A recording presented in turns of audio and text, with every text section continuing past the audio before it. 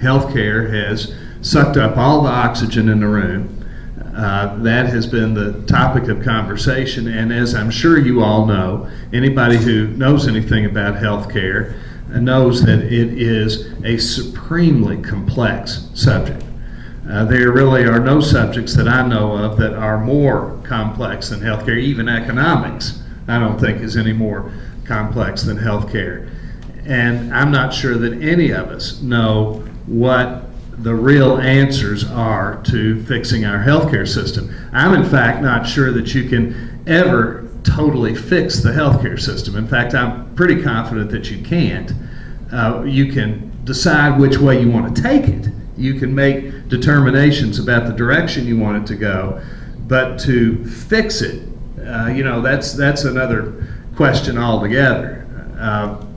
The problems are obvious, I think, and there are two particularly significant problems. One is that we have, up to now, not ever made a decision in this country to cover everybody. Most other industrialized countries in the world made that decision a long time ago, that they would cover all of their citizens, and they felt like that was a moral decision that they needed to make. We have not made that decision. We've come close to it with this health care bill that's just passed. But prior to that, we had not gone there. The second, and I think every bit as significant issue with health care, is the cost. The cost that this society, our society, bears for our health care system, which is about twice what any other system pays for their health care. Any other industrialized nation in the world pays twice what they pay per capita. Now that's, some are a little bit above that, come a little closer than half of what we pay. But in general, we pay twice what any other industrialized country pays, and that causes two significant problems. One of the problems is that it impacts our competitiveness in a global economy. When we're spending that much of that substantial amount of our resources on health care, we're not going to be able to compete against other countries that are not spending that kind of money on health care. And the other significant problem is just simply the sustainability of it. Can we afford it? Can we continue to have a sustainable health care system and continue to pay this and maybe even this amount, maybe even more for it over a long period of time? I don't think so. I think it is not sustainable. Most experts will tell you it's not sustainable. And I'm not at all. I voted, by the way, in case you didn't know, I voted against the health care bill. And it was a very difficult vote because there were some very important things in it. I think that we do need, as a moral matter, to cover all of our citizens. I think that's an important thing for our country to do.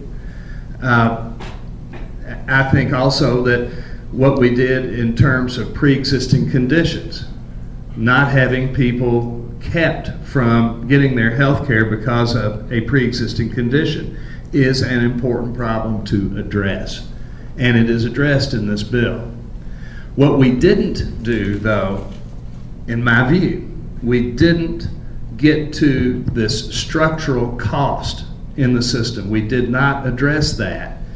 And I'm not sure that the system will be able to withstand these 30-some-odd million people being put on it, and all of the costs associated with that and associated with paying more for people who have pre-existing conditions. I don't know that we can withstand that without the whole system ultimately collapsing. I hope we can. But I expect that we will be tinkering with this thing a great deal over the next few years. We're going to be doing probably a lot of things to fix things that will be referred to in the future as unintended consequences. Whenever you have an effort at reform that was as large as this one, of course you're going to have some consequences that weren't anticipated by everybody. Now, some of them were anticipated by some people, as you can imagine, and those people were ignored. But in any event, like anything else in Congress, and this is one of the things that that has always struck me since I've been in Congress. There isn't a single bill that comes through the Congress that I know of that doesn't have something in it that's good and something in it that's bad. And you just got to decide whether the good outweighs the bad or vice versa when you ultimately make your decision on how you're going to vote. All of these issues that we deal with in Congress are, by definition, the most difficult issues facing the country. If they were easy, they would have been dealt with long before they got to the Congress. And many issues, of course, are dealt with long before they come to the Congress. You don't ever hear about them. But by the time they come to the Congress, they are very, very difficult. And that's one of the things that leads people to have the kind of attitude that people have had in the last year or two. We've seen really a great deal of angst in the attitude of people in the country, throughout the country, from one end of the country to the other. And I think part of it, of course, is based on the fact that we've had such a weak economy, and we have been through a recession, one that is, by most accounts, worse than any that we've been in since the Great Depression. But I also think that these issues that we're dealing with, people get very exercised about some of these issues, particularly an issue like health care. They get very, very exercised about them, and they don't have an easy answer. They just simply don't have an easy answer. There isn't a black and white on an issue like this. There are all kinds of shades of gray, and people are, of course, so much more comfortable with black and white. And they say to their congressional representative, whoever it may be, they say, we want you to fix this. We want you to do it right now. We don't want you to compromise. We just want you to do the right thing.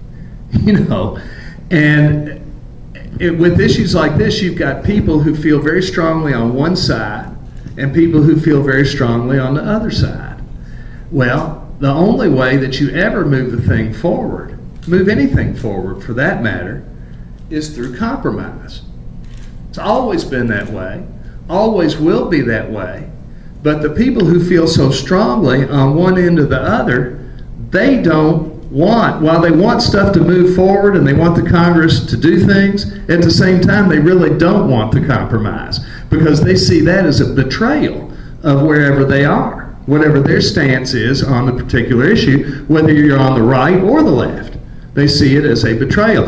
Henry Clay, y'all, I know everybody here knows who Henry Clay was. I'm sure generally thought of to be the greatest statesman that Kentucky ever sent to our nation's capital. He was known as the great compromiser. He brought people together. Sometimes I think he had to bust heads to put them together, but he would forge compromises. Well, today I think they call him the great betrayer, you know, because that kind of operation doesn't work as well today. And what's funny, even though we all love transparency, and I'm all for transparency in everything, a democracy needs to have transparency, but there's an old adage that you never want to see your laws or sausages made. Well, there's a reason for that.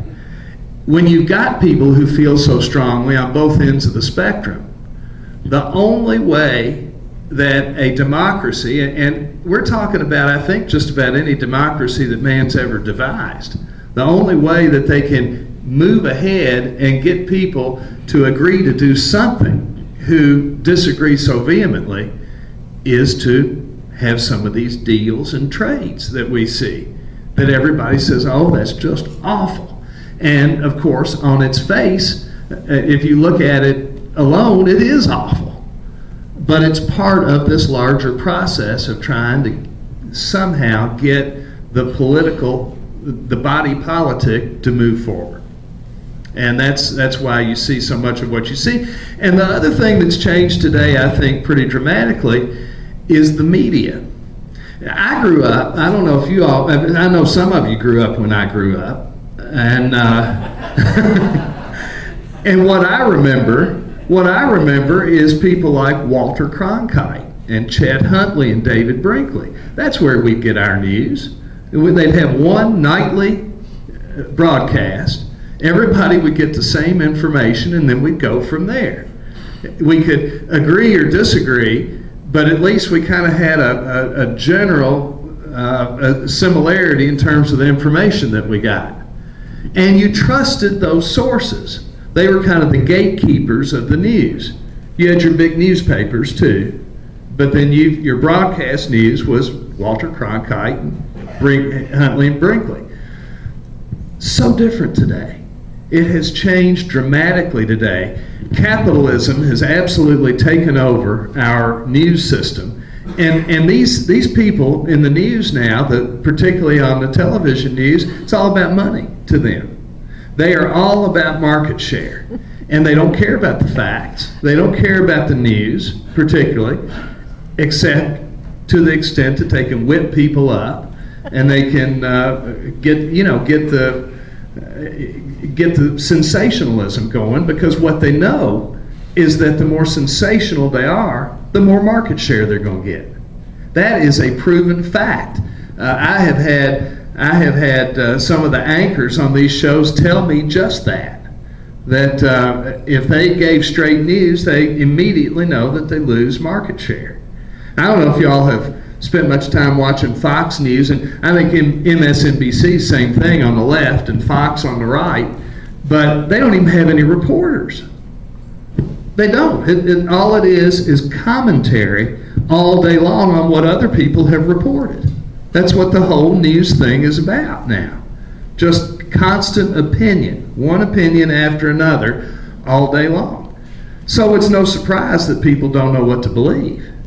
It's no surprise that everybody is all worked up, and this is the climate that we're dealing with now. I'm hopeful that it will get better, but I'm not entirely sure that it will, as long as there's money to be made in broadcasting the way these folks do. With that, with all of that happy picture that I've painted, it is springtime, so we all ought to be happy. And I will tell you that I do think that the economy is showing lots of signs of getting better. I think there is a better mood in the country. I think we are going to see things beginning to get better. I don't know that well, of course, they won't get better as quickly as we want them to. All of us want the thing to just go right now. But I do think that things are getting better. We are on the upswing, and I'm awfully pleased about that.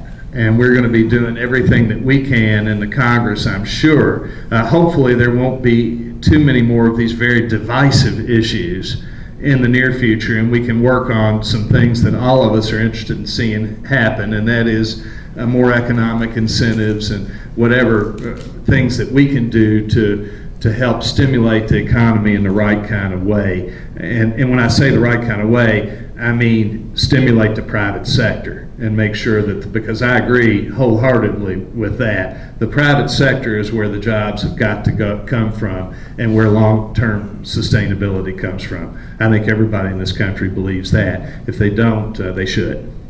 With that, I'm going to stop. I spoke far longer than I wanted to, and I'll take questions if anybody's got them. Yes.